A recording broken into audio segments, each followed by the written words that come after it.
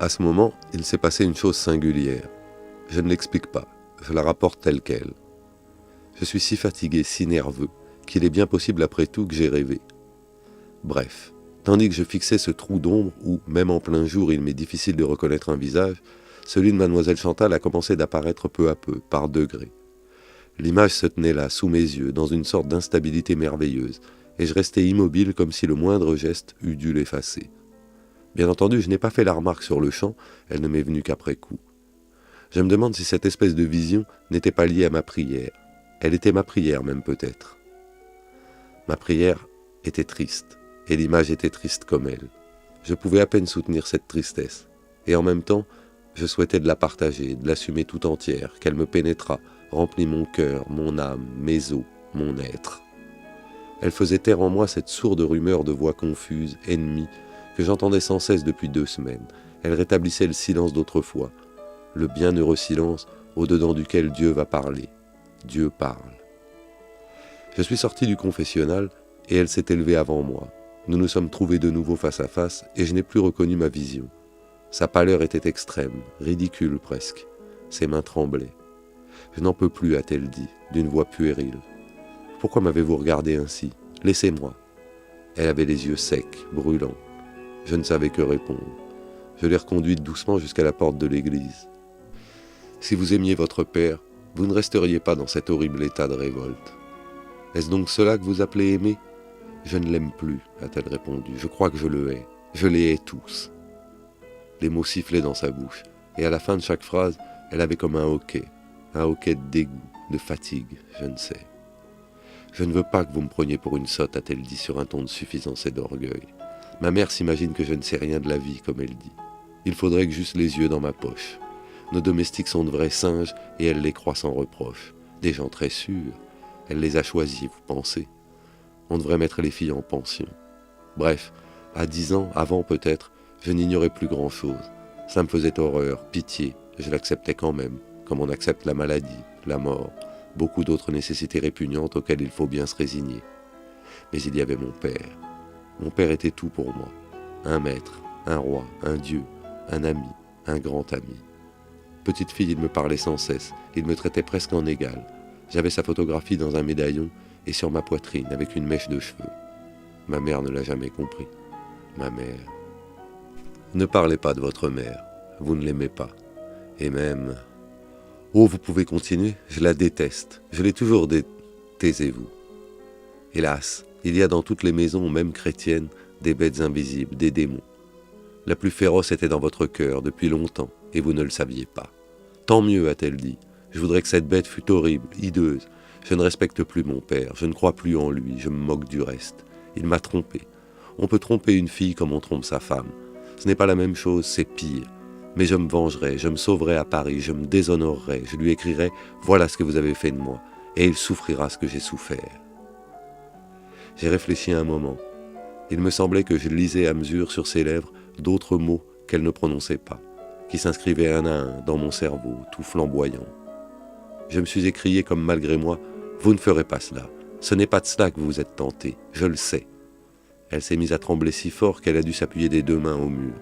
Et il s'est passé un autre petit fait que je rapporte avec l'autre sans l'expliquer non plus. J'ai parlé au hasard, je suppose.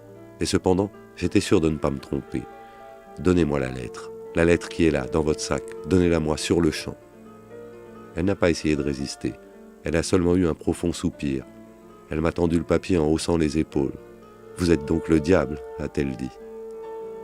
Nous sommes sortis presque tranquillement, mais j'avais peine à me tenir debout. Je marchais courbé en deux. Ma douleur d'estomac, presque oubliée, se faisait sentir de nouveau, plus forte, plus angoissante que je ne l'avais jamais connue. Un mot du cher vieux docteur Delbande m'est revenu en mémoire. La douleur en broche. C'était cela, en effet. Je pensais à ce blaireau que monsieur le comte avait cloué au sol, devant moi, d'un coup d'épieu, et qui agonisait, percé de part en part, dans le fossé, abandonné même des chiens. Mademoiselle Chantal ne faisait d'ailleurs nullement attention à moi. Elle marchait tête haute à travers les tombes. J'osais à peine la regarder. Je tenais sa lettre entre mes doigts et elle jetait parfois les yeux dessus, obliquement, avec une expression étrange. Il m'était difficile de la suivre, chaque pas risquait de m'arracher un cri, et je me mordais cruellement les lèvres. Enfin, j'ai jugé que cet entêtement contre la douleur n'allait pas sans beaucoup d'orgueil, et je l'ai prié simplement de s'arrêter une minute, que je n'en pouvais plus. C'était la première fois peut-être que je regardais un visage de femme. Oh, bien sûr, je ne les évite pas d'ordinaire et il m'arrive d'en trouver d'agréables, mais sans partager le scrupule de quelques-uns de mes camarades du séminaire, je connais trop la malice des gens pour ne pas observer la réserve indispensable à un prêtre. Aujourd'hui, la curiosité l'emportait. Une curiosité dont je ne puis rougir. C'était, je crois, la curiosité du soldat qui se risque hors de la tranchée pour voir enfin l'ennemi à découvert. Ou encore, je me rappelle qu'à 7 ou 8 ans, accompagnant ma grand-mère chez un vieux cousin défunt et laissé seul dans la chambre, j'ai soulevé le linceul et regardé ainsi le visage du mort. Il y a des visages purs d'où rayonne la pureté. Tel avait été sans doute jadis celui que j'avais sous les yeux. Et maintenant, il avait je ne sais quoi de fermé, d'impénétrable. La pureté n'y était plus, mais la colère, ni le mépris, ni la honte n'avaient réussi encore à effacer le signe mystérieux. Ils y grimaçaient simplement. Sa noblesse extraordinaire, presque effrayante, témoignait de la force du mal, du péché, qui n'était pas le sien. Dieu, sommes-nous si misérables que la révolte d'une âme fière puisse se retourner contre elle-même ? Vous avez beau faire, lui dis-je, nous nous trouvions tout au fond du cimetière, près de la petite porte qui ouvre sur l'enclos de Casimir, dans ce coin abandonné où l'herbe est si haute qu'on ne distingue plus les tombes, des tombes abandonnées depuis un siècle. Un autre que moi eût refusé de vous entendre peut-être. Je vous ai entendu, soit, mais je ne relèverai pas votre défi. Dieu ne relève pas les défis. Rendez-moi la lettre et je vous tiendrai quitte de tout, fit-elle. Je saurais bien me défendre seul. Vous défendre contre qui ? Contre quoi ? Le mal est plus fort que vous, ma fille. Êtes-vous si orgueilleuse que de vous croire hors d'atteinte ? Du moins de la boue, si je le veux, dit-elle. Vous êtes vous-même de la boue. Des phrases. Est-ce que votre bon Dieu défend maintenant d'aimer son père ?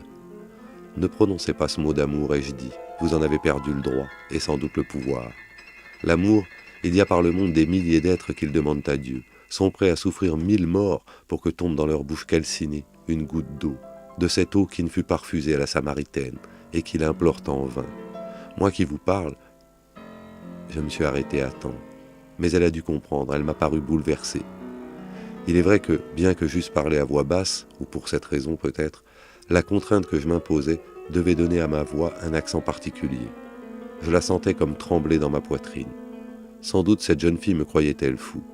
Son regard fuyait le mien, et je croyais voir s'étendre le creux d'ombre de ses joues. Oui, ai-je repris, gardez pour d'autres une telle excuse. Je ne suis qu'un pauvre prêtre, très indigne et très malheureux. Mais je sais ce que c'est que le péché. Vous ne le savez pas. Tous les péchés se ressemblent, il n'est qu'un seul péché. Je ne vous parle pas un langage obscur.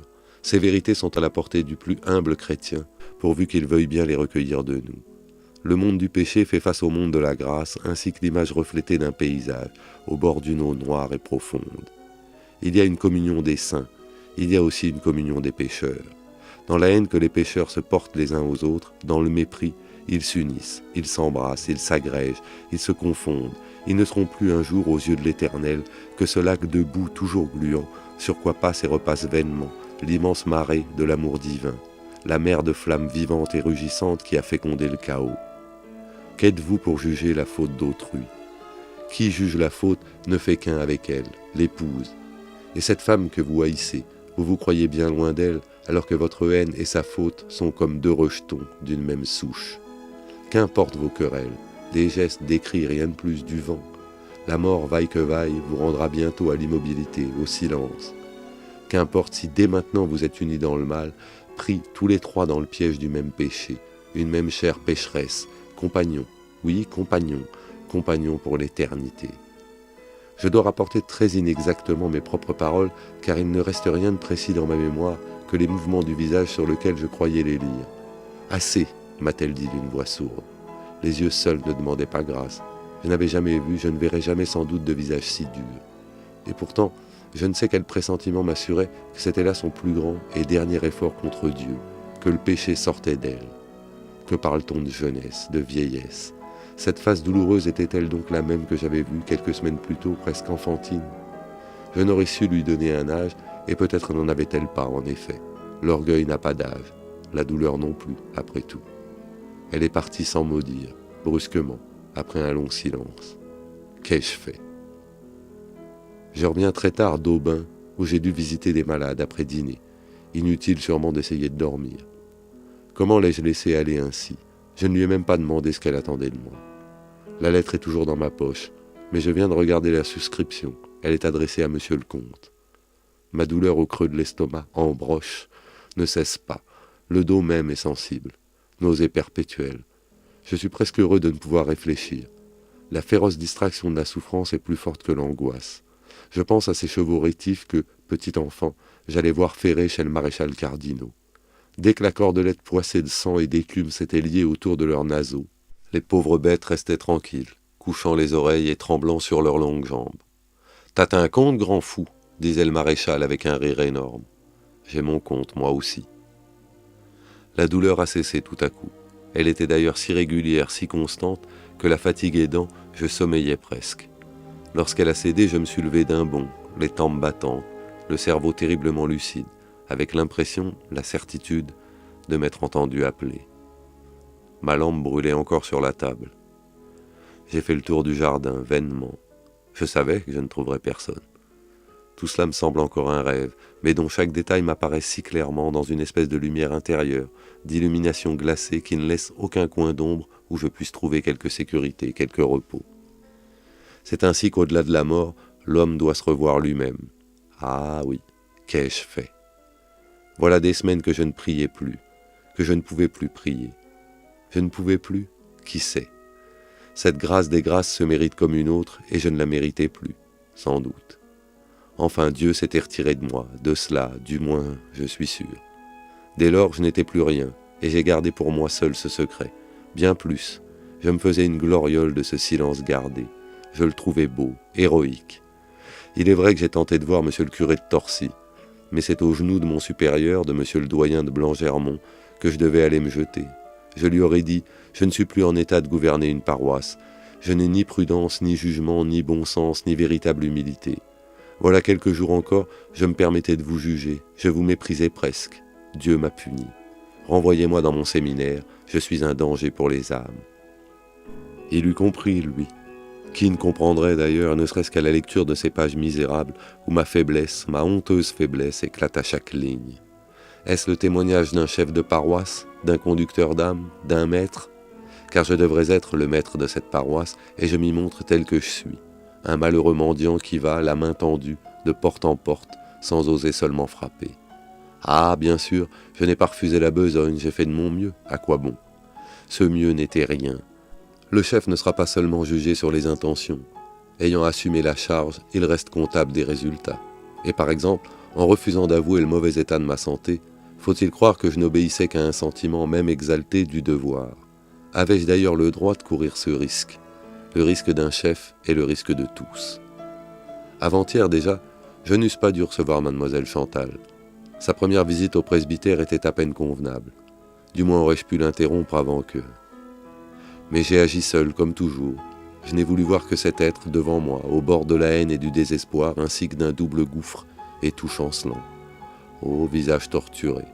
Certes, un tel visage ne saurait mentir, une telle détresse. Pourtant, d'autres détresses ne m'ont pas ému à ce point. D'où vient que celle-ci m'a paru comme un défi intolérable? Le souvenir de ma misérable enfance est trop proche, je le sens. Moi aussi j'ai connu jadis ce recul épouvanté devant le malheur et la honte du monde. Dieu, la révélation de l'impureté ne serait qu'une épreuve banale si elle ne nous révélait à nous-mêmes. Cette voix hideuse jamais entendue et qui, du premier coup, éveille en nous un long murmure. Qu'importe, il fallait agir avec d'autant plus de réflexion, de prudence, et j'ai porté mes coups au hasard, risqué d'atteindre à travers la bête ravisseuse la proie innocente, désarmée. Un prêtre digne de ce nom ne voit pas seulement le cas concret. Comme d'habitude, je sens que je n'ai tenu nul compte des nécessités familiales, sociales, des compromis légitimes sans doute qu'elles engendrent. Un anarchiste, un rêveur, un poète, monsieur le doyen de Blangermont a bien raison.